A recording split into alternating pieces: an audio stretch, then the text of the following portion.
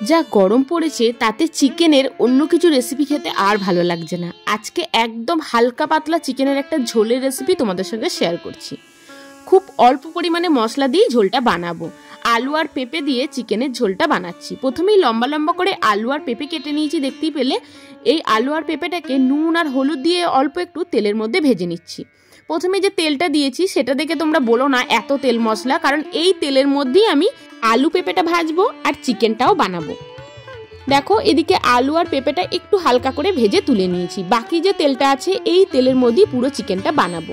এখানে গোটা জিরে আর এলাচ, দারচিনি, লবঙ্গ ফোড়ন দিয়ে দিলাম। ফোড়নটা একটু ভাজা ভাজা হয়ে গেলে কেটে রাখা টমেটো আর পেঁয়াজ একসাথে দিয়ে ভাজতে থাকবো। তোমরা চাইলে পেঁয়াজটা আগে ভেজে নিয়ে টমেটোটা দিতে পারো। পেঁয়াজটা যাতে একটু লাল লাল হয়ে যায় ওই জন্য এখানে 1/2 চামচ পরিমাণ চিনি দিয়ে দিচ্ছি। খুব ভালো করে টমেটো আর পেঁয়াজটা একটু ভাজা ভাজা করে নিয়ে দিয়ে দেবো 3-4টে চেরা কাঁচা লঙ্কা আর একসাথে একটু হালকা করে বেটে নেওয়া 1 চামচ মতো আদা, পেঁয়াজ আর রসুন। খুব অল্প পরিমাণেই কিন্তু এখানে আদা রসুনটা আমি ব্যবহার করেছি।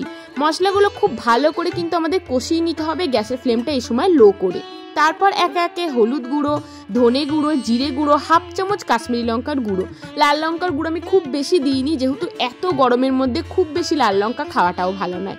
এদিকে দেখো, মশলাটা কষিয়ে নেওয়ার পর এখানে প্রায় 1 কিলো চিকেন আমি দিয়ে দিলাম। চিকেনটা দিয়ে গ্যাসের ফ্লেমটা লো টু মিডিয়ামে রেখে আমাদেরকে এখানে 10 থেকে 15 মিনিট কিন্তু কষিয়ে নিতে হবে।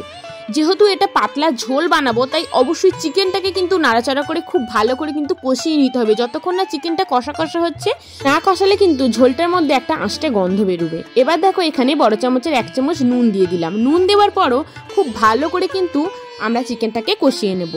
বেশ কিছুক্ষণ চিকেনটাকে নাড়াচাড়া করে কষিয়ে নিয়ে এবার চিকেনটাকে 5 মিনিটের মধ্যে ঢাকা দিয়ে দেবো।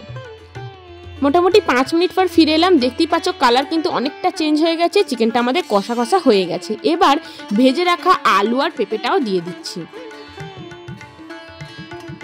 ভেজে রাখা আলু পেঁপেটা দিয়ে দিলাম। আর যেহেতু অল্প তেল মশলা দিয়ে চিকেনটা বানাচ্ছি, একটু চিকেনটা ফ্লেভারফুল করার জন্য আমি এখানে 1 চামচ চিকেন মশলাটা ইউজ করেছি। এই সময় চিকেন মশলাটা ইউজ করলে যখন ঝোলটা ফুটে যাবে মশলার যে ফ্লেভারটা কিন্তু খুব একটা বেশি পাওয়া যাবে না। চাইলে তোমরা এটা শেষেও দিতে পারো, কেউ যদি স্ট্রং ফ্লেভার পছন্দ করো ঝোল হয়ে যাওয়ার পরেও এই মশলাটা দিতে পারো। মশলাটা দিয়ে কিছুক্ষণ নাড়াচাড়া করে আর একবার ভালো করে কিন্তু চিকেনটাকে আমরা কষিয়ে নেব। তারপর এর মধ্যে দিয়ে দেবো গরম জল। হ্যাঁ, চিকেনে অবশ্যই যখন চিকেনের ঝোল বানাবে ঠান্ডা জল একদম দিও না, তাহলে কিন্তু ঝোলের টেস্ট আর আসবেই না সেরম ভাবে। এখানে কিন্তু গরম জলটাই দিতে হবে, তাহলে কিন্তু ঝোলটা খেতেও দারুণ হয়। যতটা ঝোল বানাবো ততটা পরিমাণ অনুযায়ী এখানে দিয়ে দিচ্ছি গরম জল। গরম জল দেওয়ার পর মোটামুটি মিনিট 10 মতো টকবক করে ফুটিয়ে নেব ঢাকা দিয়ে। তাহলেই কিন্তু চিকেনও সেদ্ধ হয়ে যাবে, আলু পেঁপেও সেদ্ধ হয়ে যাবে। জল দেওয়ার পর নাড়াচাড়া করে খুব ভালো করে একবার সবকিছু মিশিয়ে দেব। আর যদি এখানে নুন লাগে অবশ্যই কিন্তু এই সময় নুনটা দিয়ে দিও, তাহলে চিকেন আলু পেঁপেটা সেদ্ধ হতেও নুনটা দরকার লাগবে। এখানে নুনের প্রয়োজন ছিল, আরও 1/2 চামচ নুন আমি ঝোলটার মধ্যে অ্যাড করে দিলাম। খুব ভালো করে নুনটা ঝোলের মধ্যে মিশিয়ে দেব। তারপর এটাকে ঢাকা দিয়ে দেব। ঢাকা দিয়ে মোটামুটি 10 মিনিট মতো আমরা গ্যাসের ফ্লেমটা লোয়ে রাখবো। 10 মিনিট পর ফিরে এলাম। মাঝখানে একবার ঢাকা খুলে আমি নাড়াচাড়া করে দিয়েছিলাম, দেখে বুঝতেই পারছো চিকেন একদম হাড় থেকে ছেড়ে ছেড়ে গেছে। আলু আর পেঁপেও খুব সুন্দরভাবে কিন্তু সেদ্ধ হয়ে গেছে। আর ঝোলটা দেখো কত সুন্দর কালারটা এসছে, উপর থেকে পুরো তেলটা ভেসে উঠেছে। আলু পেঁপে দিয়ে চিকেনের হালকা পাতলা ঝোল আমাদের রেডি। রেসিপিটা কেমন লাগলো জানিও, ভালো লাগলে লাইক করো, ফ্রেন্ডস ফ্যামিলির সঙ্গে প্রচুর শেয়ার করো।